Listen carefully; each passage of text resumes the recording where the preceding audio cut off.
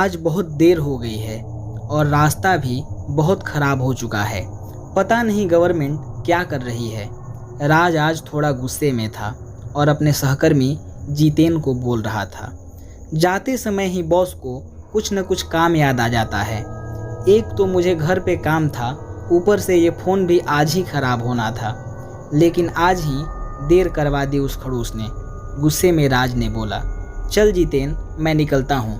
राज अपने गांव से ही हर रोज़ जॉब के लिए शहर आया जाया करता था, क्योंकि उसका गांव तकरीबन 24 किलोमीटर ही दूर था।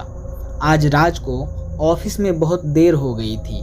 वहां से निकलते निकलते 10 बज गए थे और ऊपर से बारिश का मौसम था।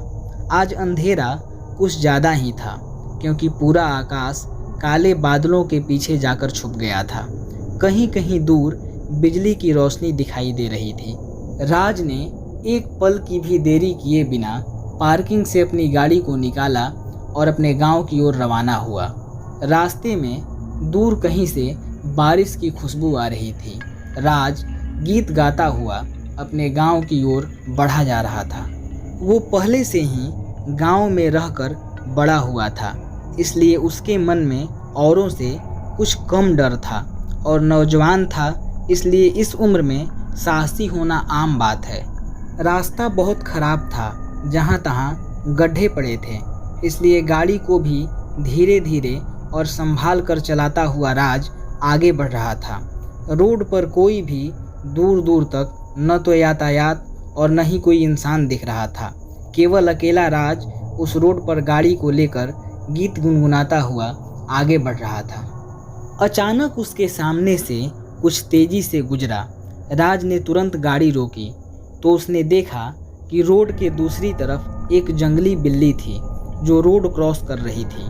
थोड़ी देर के लिए तो राज की धड़कनें तेज हो गईं, लेकिन उसने फिर गाड़ी को स्टार्ट किया और आगे बढ़ गया। राज मन ही मन सोच रहा था कि आज ज़रूर कुछ बुरा होने वाला है।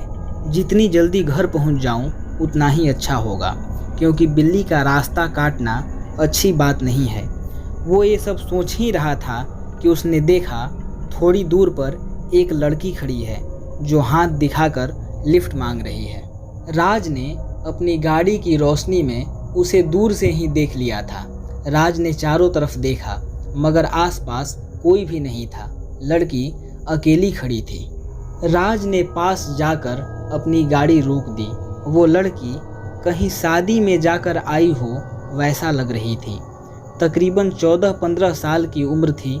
हाथ में कंगन, गले में हार, एकदम गोरी त्वचा, पास से परफ्यूम की सुगंध भी आ रही थी। राज ने पूछा, इतनी रात को अकेली आप यहाँ क्या कर रही हो?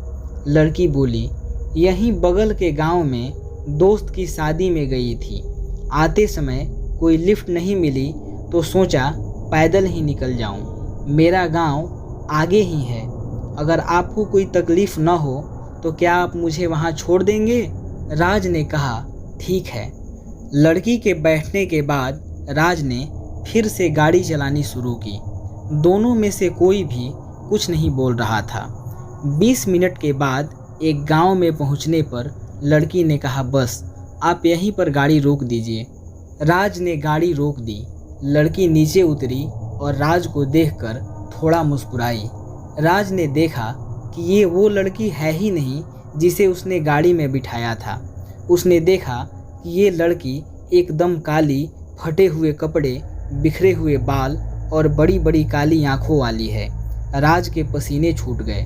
इससे पहले कि वो कुछ बोले, लड़की आग का गोला बनकर अचानक गायब हो गई।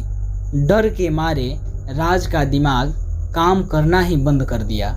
कुछ देर के बाद उसने गाड़ी स्टार्ट की और तेजी से चलाता हुआ अपने घर पहुंचा। राज को पसीना पसीना और डरा हुआ देखकर उसके पिता ने पूछा, क्या हुआ बेटा? राज ने पूरी घटना अपने पिताजी से बताई। तब उसके पिताजी बोले, दोपहर से ही मैं तुम्हें फ़ोन लगा रहा हूँ कि जल्दी घर पहुँच जाना, क्योंकि बगल के गांव की एक लड़की जो शादी में गई थी उसे कुछ लोगों ने उठाकर मार डाला था और रोड के पास ही झाड़ी में फेंक दिया था। राज समझ गया कि ये वही लड़की थी ये सोचकर राज को 2 दिन तक बुखार लगा रहा। बाद में कितना भी काम हो, राज रात से पहले अपने घर पहुंच जाया करता था। तो ये थी आज की कहानी। अगर आपको ये कहानी अच्छी लगी तो वीडियो को लाइक और शेयर करें, और इसी तरह की कहानियों को सुनने के लिए हमारे चैनल को सब्सक्राइब करें। धन्यवाद।